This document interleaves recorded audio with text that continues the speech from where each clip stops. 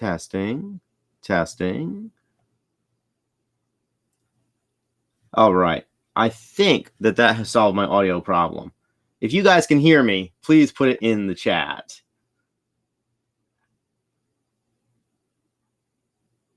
Okay, good. It appears that audio is working. I see all my bars are working now.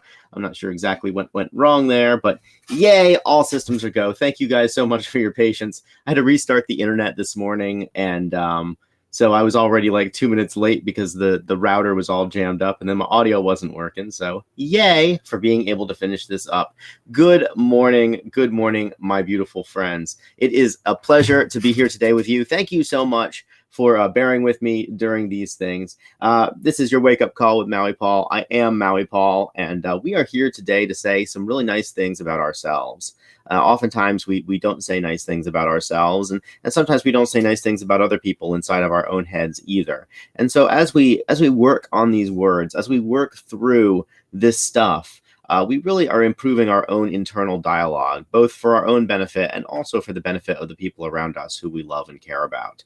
So I am Maui Paul. We are going to work through a new affirmation today, and I'm really excited to do it. So as we work through an affirmation, I'm going to ask you if you are the affirmation on the card. And what I'd like for you to do is to say out loud, I am. As we go through these things, we are really just speaking life into ourselves, and this is just so necessary in our world. So let's just without further ado get to it, because it has taken me a second to get this technology organized by saying that today I am authoritative. I am authoritative. I speak and act with conviction. So I am authoritative. I speak and act with conviction. Are you authoritative? You are authoritative. You speak and act with conviction. And I'm going to write that down into the chat. Frank has beat me here.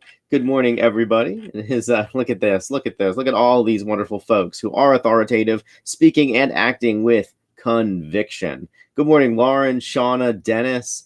Let's see who else is here. Amanda, Jelly, Brenda, Jean. Let's see, Shauna. Looks like Frank has joined. Good morning, Frank. Who else is all the way down here? There's a lot of comments to shift through today, but let me tell you, we are an authoritative bunch. We speak and act with conviction, and it's something where when I was so I started working a lot younger than most people. My dad had a business, and I remember that I won't necessarily call it a career, but I had what really resembles a career from a young age. I learned a skilled trade at a very young age. When I was 11 years old, I was working in his shop. And by the time I was about 14, I was working there full time, in addition to a full-time school load. And I remember that when I got out into the world, that's working from age 11 to age 18, that's 7 years of experience, which made me fully competent and qualified to accomplish a lot of things that most 18-year-olds just don't accomplish. The things that are not expected of most people who are that young. And I remember that as I got out into the wide world, that I was puzzled that that people wouldn't really pay attention to the things that I had to say, especially when I was the most knowledgeable person on the topic in the room, and I knew it. And and even though I would speak and act with conviction, that people really didn't pay much attention to me because I was so young. Of course, when you're 18, you have no idea that that's why it's happening. It takes the wisdom of age to really kind of come to an understanding that most 18-year-olds really don't know much. Most 18-year-olds know or think they know a lot more than they actually know, and so it's a kind of like a false authority, a sort of like a foolhardiness that exists inside of them. But I remember being very confused about that, and it was something that took a little while for me to figure out. But you know, as I've gotten older and as I've kind of gotten a lot more life experience under my belt, I recognize where I'm good and where I'm not. And because I know that, you know, where I'm good and where I'm not, I understand where I can speak from authority and where I have to listen to other people's authority. There's a concept in leadership called roving leadership. And roving leadership basically is that we have to abandon ourselves to the authority of other people who are more authoritative than us on any given topic. So we have to, you know, we basically have to abandon ourselves to the strengths of others. Brenda Jean makes a very good point. She says when it comes to health and fitness and lifestyle, she speaks authoritatively because she listens to hard science backed up by research on humans. And that's it. That's exactly right. You know, when we know where our sources are, we can speak and act from conviction. Thank you so much for attending, Grant. I understand that you are late due to work. I am actually, you know, this whole broadcast was a little bit late today due to technology issues. Um, but anyways, yeah. So, Brenda Jean, I love it when people don't like the word a little bit. She says, "I'm not sure I like this word. Conviction does not mean you are right or just or being just or fair. No, it doesn't actually mean that you're right. I feel like conviction simply means that we're convicted inside of ourselves. The word conviction has really, you know, really bad connotations for many. And you think about it from like a justice system point of view. Nobody wants to be convicted. To be convicted is what happens when you're about to go to jail. But I feel like conviction, at least for me, the word really just means that we are fully committed to whatever it is that we're saying, whatever it is that, you know, it is settled inside of ourselves. And I think that in order for us to be authoritative, it has to be settled inside of ourselves. I am going to just look up the root meaning of the word right now. So let's see here. So conviction. We already talked about the judgment of a jury or a judge. We already talked about the state of being found or proved guilty. But another definition for conviction, and one that I personally have, is the state or appearance of being convinced or a fixed or strong belief. The act of convincing one of the truth of something, especially the act of convincing of confutation. And there's a word I've never heard before, confutation. So I think that you know, authoritative is a very strong, a very powerful word, and these you know, these cards are designed to evoke these strong and powerful emotions in us. And so as we speak and act with conviction, what we're really doing is we're speaking and acting from our strong belief. Now, I don't think that having fixed beliefs is healthy. I think that having fixed beliefs is really unhealthy. That our beliefs should be flexible, and that our beliefs should be flexible within the confines of our own ethics. And that when we get new information, it's really important to be able to parse that new information and to change our views.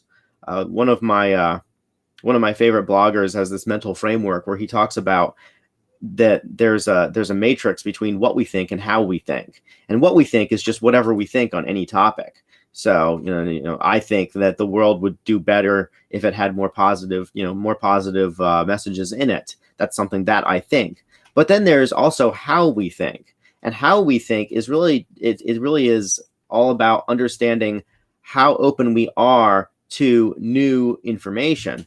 And so I'm very open to new information. If there's a whole bunch of evidence that's presented to me, and it's compelling evidence that people's, you know, that saying nice things about people is actually not good, then I'm willing to change my belief. I'm willing to be like, oh, well, I guess I've been wrong this whole time. And ultimately, that's like thinking like a scientist. You know, scientists are people who look at the information, and then they make a hypothesis, they make a guess about the information, and they test it. And then if it proves to be true, they're like, okay, well, this is the truest thing we've yet found. In this mental framework of information, of how we think, the next rung down on the ladder is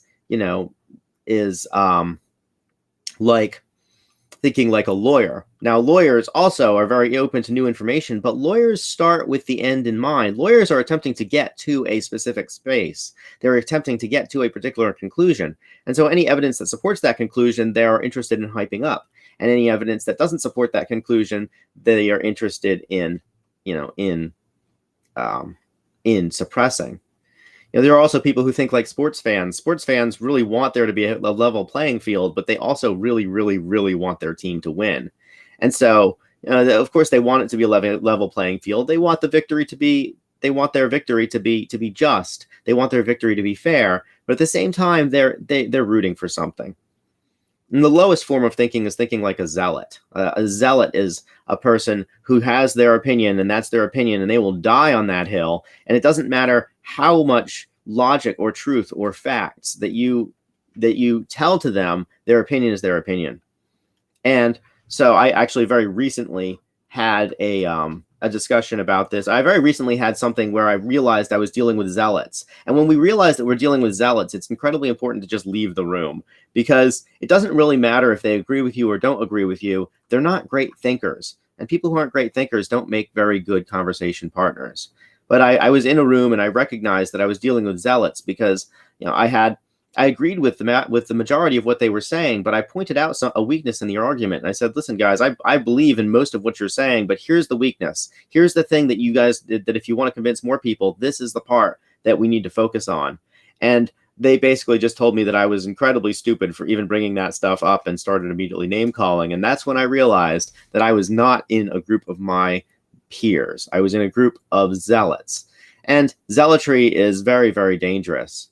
So, ultimately, being authoritative is not just, it's not just what we think, it's how we think. And I believe that we can speak and act with conviction when we have studied all of the, when we've studied all the evidence, or we've really, even when we appeal to an expert, when we, I know, Brenna Jean, like you listen to Andrew Huberman, the guy's like a double PhD and incredibly dreamy, and all the things that you are very interested in.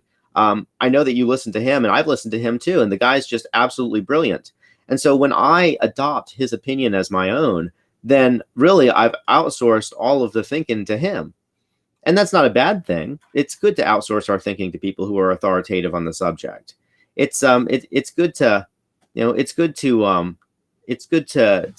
outsource that, outsource that authority. But we can be convicted because there are people who are much smarter than us, or much more experienced than us, or who have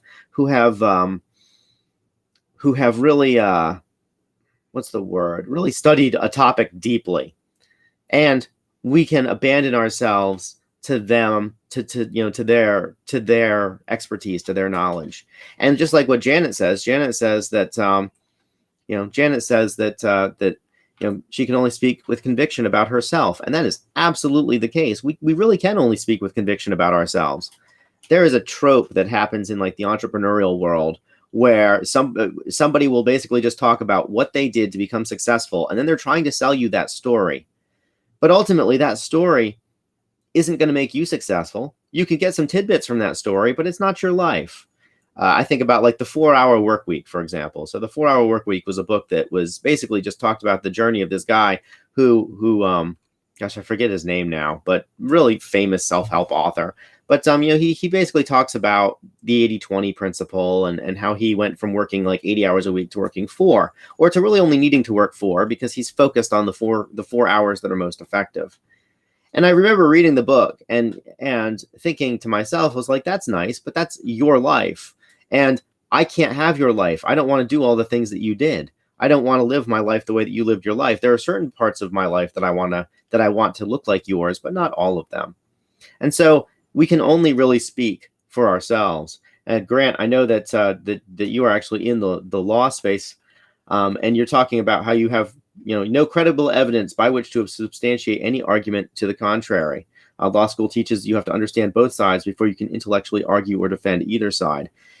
That really sums up what thinking is about. And if we're going to be authoritative, we have to know how to think. We have to know we have to know how to weigh two competing things in our minds. Most people are looking for confirmation bias, and because confirmation bias is easy, if we're willing to entertain different perspectives, then we have to rethink, and rethinking is hard because then we have to re-question all of our original assumptions. And so if we are to be authoritative today, then we must be well informed. And so we can speak and act with conviction only when we know that our that our underlying facts are correct. So man, this really is an amazing wake up call, guys. Thank you so much for being here. It started off a little rough with the with all the technology stuff, and but now this is really turning into something fun. So thank you so much for just being a part of this this round table. It is an absolute blast to really get all of your perspectives. I think it's Malcolm Gladwell has a quote. He says, "Most people think they think, but they while having never thought a thought." And he goes on to explain the same exact thing that that Grant just talked about, which is that in order to really formulate an argument, we have to understand what the counter argument is. And so, and that this is why lawyers share evidence with each others. This is why this is why we have like a process of discovery, and in the context of the law. It's so that all the lawyers are on the same playing field, so they can present their case to the judge, because the judge's job is to look at all of the evidence and then put forth a judgment based on what the law says. So we are authoritative. We speak and act with conviction today, and I speak and act with conviction. I know, and I can say with great conviction, that this is an amazing group of people, and that we have been here for a long time having this wonderful roundtable discussion. Let's do more of this. This is great. Let's do more of this. I'm actually going to modify the wake-up call a little bit so that the comments show up like at the very beginning, so that we can actually get to talking about this stuff. But yeah, guys, thank you so much for helping me make this a better show, make this a better experience for all of us. Y'all rock. I'm gonna let everybody go because it's getting time for people to be at work, and it's time for me to be at work as well. So I will leave you with this, just to remind you that I love you and care about you, and that I believe all the things that I say about you, and that I am surrounded by just some of the coolest people on the planet. So you guys are absolutely amazing. Brenda Jean says that Huberman, Adia, Lane Norton, and others gather and summarize the science. They do the legwork. She'll read some of the studies herself, but they serve up the best science so she can live her best life. You're damn right. And I'm always interested in people who can collate the information. There's so much information out there. We couldn't do it, or we couldn't go through it if we had a lifetime to go through it. We have to abandon ourselves to the strengths of other people. We have to accept that there are other authorities in our lives, and we have to understand the places where we are authoritative, and then speak and act with conviction. We owe it to the people around us to speak with conviction, to act with conviction when we know that we are right. And we also understand that doing that, we take responsibility for. We have to take responsibility. We must be responsible for the outcomes of our speech and our actions. Speaking and acting with conviction is something that that also entails great responsibility. And so as we go out into the world today, we are responsible for our thoughts, our actions, our speech, our deeds. We're responsible for that. And so we are going to do it with conviction today, working within our strengths. My friends, I absolutely love you and think you're amazing, and we'll return tomorrow. And just wanted to let you all know that we're working with digital cards today, but I have physical versions of these I Am cards. If you'd like a deck of them, let me know. I would love to get a deck out to you. People who buy these cards really help me to support this stream and to continue keeping this stuff going. So I appreciate you, and we'll talk to you tomorrow at 9 a.m. We'll go over another one, and I am very, very interested in seeing what that looks like. So this has been an amazing Watershed episode. You guys were here to witness it live. Aloha from paradise.